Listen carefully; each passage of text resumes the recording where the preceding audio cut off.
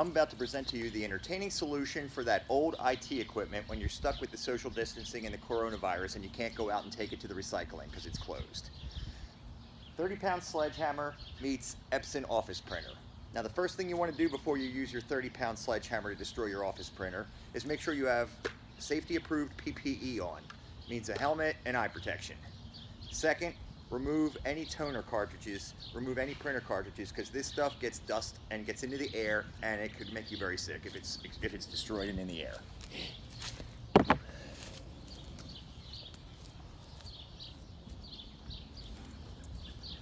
All right, Epson, your vision is done.